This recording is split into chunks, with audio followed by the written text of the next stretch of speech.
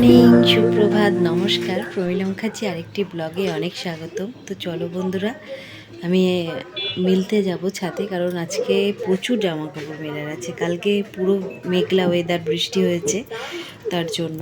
তো চলো ব্লগটা দেখতে থাকো, আশা রাখি আজকের ব্লগটা ভালো লাগবে। পরে চলে এসেছি, আজকে একটু রোদ উঠেছে, তো আমি এখন জামা কাপড়গুলো মিলে নিই। আর রোদ উঠলে তো বেজাই আনন্দ, কারণ এই শীতকাল তো একদমই বাজে, আর যার জন্য জামা কাপড় মেলাও যায় না, খুব অসুবিধা। যাই হোক, আমি জামা কাপড়টা মিলে নিচে যাব।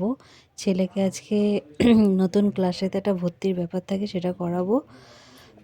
আর মুখে মাস্ক পরি, কারণ এখানে অনেক নোংরা আবর্জনা থাকে, তাই তো মুখে আমার মাস্ক দেখেও ভেবো না যেন আমার করোনা ভাইরাসের জন্য এখন পড়ছি, সেসব কোনো ব্যাপার নাই কিন্তু।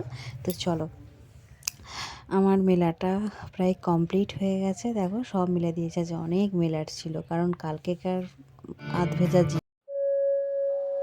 আমি আর ছেলে এখন ম্যাগি খাচ্ছি, জল ম্যাগি দিয়ে। এখন ভাত বসানো হচ্ছে, তো ভাতটা বসিয়ে নিই, তারপরে কি রান্না হচ্ছে তোমাদের দেখাচ্ছি।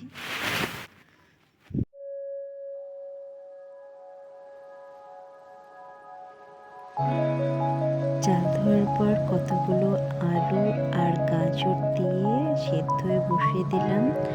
এই আলু সেদ্ধ ভাত হচ্ছে, আর এদিকে মাছ হচ্ছে, ইলিশ মাছ।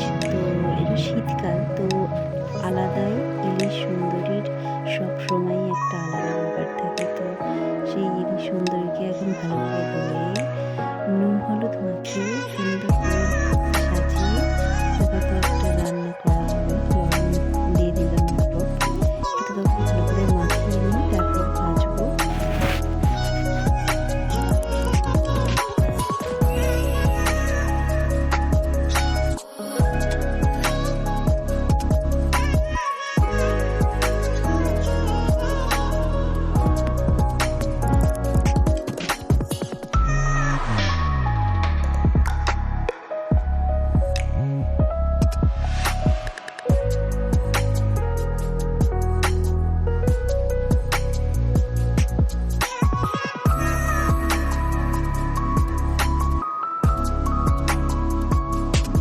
এদিকে হচ্ছে শিলে সর্ষে পোস্ত এগুলো বাটা হবে, এটা দিয়ে ঝাল করব।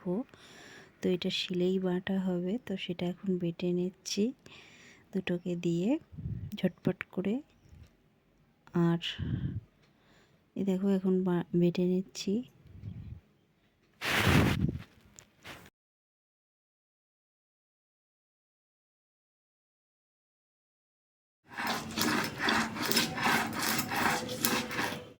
এদিকে গরম কড়াইয়ে তেলটা দিয়ে দিলাম।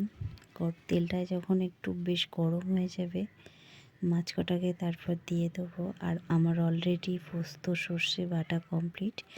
এর মধ্যে এখন যে মশলাগুলো দেওয়া হয়, নুন হলুদ শুকনো লঙ্কা, এগুলোই দেওয়া হবে সাধারণত।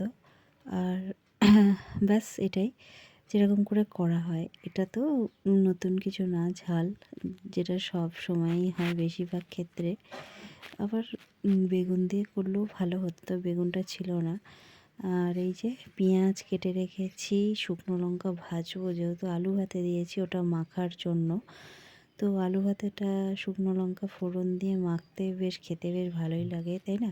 সেই জন্যে বেশ কড়ো করে শুকনো লঙ্কাটাকে ভাজলে ভালো লাগে। তো শুকনো লঙ্কাকে একদম কড়কড়ে করে ভেজে নিয়েছি, একদম লাল লাল করে, সেটা কালচে ভাব চলে এসেছে সেই পর্যন্তই। তারপরে এবার মাছ কটা যথারীতি দিয়ে দিলাম আমার ইলিশ সুন্দরীগুলোকে। তো ইলিশ সুন্দরীগুলো ততক্ষণ ভাজা হোক ধীরে ধীরে। গ্রীষ্ম বর্ষা যাই হোক না কেন, ইলিশ সুন্দরীকে নিয়ে আদিক্ষেতা করতে বেশ ভালোই লাগে, কারণ ইলিশের যা সৌন্দর্য, স্বাদ, গন্ধ, এটা তো মুখে যতই বলি ততই যেন কম মনে হয়। আর যারা ইলিশ লাভার আছো তারা তো জানোই এটা যে কতটা মানে একটা দারুণ লোভনীয় একটা খাবার। তো যাই হোক, এবার গরম তেলে আমি মাছ কটা তো ভেজে নিয়েছিলামই, এবার বাদবাকি ওই যে মাছের তেলটা থাকে ইলিশ মাছের যে তেলটা থাকে সেটাও ভেজে তুলে নিলাম। গরম ভাতে যে খাওয়া হয় যখন দেখবে তেলটা, তো দারুণ একটা স্বাদ পাওয়া যায়, মানে কী বলে সেই স্বাদ যাকে বলে। তো যাই হোক, এরপরে কড়াইয়ের মধ্যে আমি বেশ কিছুটা আবার নতুন সর্ষের তেল দিলাম, কারণ ওই তেলটা আর যেহেতু ব্যবহার করলাম না, তেলটা করে রেখেছিলাম বলে। তারপর কিছুটা শুকনো লঙ্কা দিয়ে এবার ওই পেস্টটা, সর্ষে পোস্তর যে পেস্টটা করে রেখেছি ওইটা এবার যথারীতি দিয়ে দেবো কড়াইয়ের ভেতরে। দেওয়ার পর আমি এরপর আস্তে আস্তে জল দেবো। তো এটা তো গরম হয়েছে হালকা হালকা, এবার দিয়ে দিয়েছি। জলটা একটু পরেই দেবো, আগে মাছগুলোও দেবো আস্তে আস্তে একটু জল দেওয়ার পর। তারপরে এই ধনে পাতা, কাঁচা লঙ্কা এগুলোও দিয়ে দিলাম। তো এরপরে দেখো আস্তে আস্তে একটু জল দিয়ে দিলাম। বেশি যে ঝোল করবো তা কিন্তু না, মানে একটু গা মাখা ব্যাপার থাকবে। আর এবার আস্তে আস্তে ওই আমার যে ইলিশ সুন্দরীগুলো আছে সেই সুন্দরীগুলোকে এবার সর্ষের মধ্যে ডুবিয়ে দিলাম। এর রং রূপ স্বাদ আরও দ্বিগুণ বেড়ে গেল, যেহেতু কালারটা আরও ভালো লাগছে সেই জন্যে। আর সুন্দরীকে যত পরিপাটি করে সাজানো হয় ততই সুন্দর লাগে। আর একটু লবণ দিয়ে দিলাম স্বাদ মতো। এরপরে এটা একটু ফুটতে থাকুক, আর এটা হোক আস্তে আস্তে ধিমে আছে, তারপরে নামিয়ে নেব। সব কিছু দেয়া কমপ্লিট, শুধু একটুখানি হবে, ফুটবে কিছুক্ষণ তাহলেই হয়ে যাবে। আর মাছগুলো যে খুব কড়া করে ভেজেছি তা কিন্তু না, হালকা ফ্রাই করেছি যেহেতু স্বাদটা ভালো লাগার জন্যে। তো রেডি, এখন ধরো ফুটছে টকবকিয়ে, আর কিছুক্ষণ হলেই নামিয়ে ফেলবো।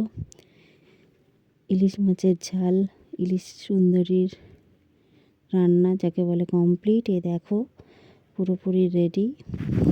আজকে দুপুরের ইলিশ সুন্দরীর রান্না তো রেডি হয়ে গেছে। এরপরে হচ্ছে পরে যাচ্ছি ছাদে। বন্ধুরা ছাদে এসেছি জামা কাপড় তুলতে, শুকিয়ে গেছে কারণ আজ সকাল মেলেছিলাম, সবই শুকিয়ে গেছে। আর হাওয়াও দিচ্ছে, রোদ উঠেছে। চলো জামা কাপড়টা তুলে নিই, তারপর কিছু শর্ট ভিডিওগুলো করব। এরপর আলু ভাতে মাখছি শুকনো লঙ্কা ফোড়ন দিয়ে। আজকের মেনু এটাই হবে, দুপুরকার গাজর আলু এসব দিয়ে হবে হচ্ছে একটা মাখা, সেটাই। আর শীতকালে তো এরকম মাখা, শীত কেন গরমকালেও বেশ ভালোই লাগে। আর এরকম গাজরটা দিয়ে মাখলে আরোই ভালো, খাওয়া উপকার আছে। সব কিছুই মাখা যায়, এখন যদি অনেক কিছু সবজি দিয়েও মাখা যেত তো খাওয়া যেত, সেটা কোনো ব্যাপার না। তো শুকনো লঙ্কাগুলোকে ভালো করে মাখিয়ে টুকিয়ে নিচ্ছি, আর তার সঙ্গে পেঁয়াজের কুচি। আলু ভাতে মাখা তো হয়ে গেছে কমপ্লিট, এবারে ভাত খাওয়া হবে। তো এখন আমরা ভাত খেতে বসে পড়লাম। তো ওই যে মাছের তেল নিয়ে নিচ্ছি, আর এদিকে আলু ভাতে আর মাছ। তো খাবারটা এখন বন্ধুরা এখন খাওয়া দাওয়া কমপ্লিট, আর এখন শীতের মিঠে রোদ্দুর পোয়াতে পোয়াতে ব্লগটাও শেষ করলাম। ভালো থেকো, সুস্থ থেকো, আনন্দে থেকো। যদি ভালো লাগে ব্লগটা লাইক, শেয়ার, কমেন্ট, সাবস্ক্রাইব করে পাশে থেকো। টাটা।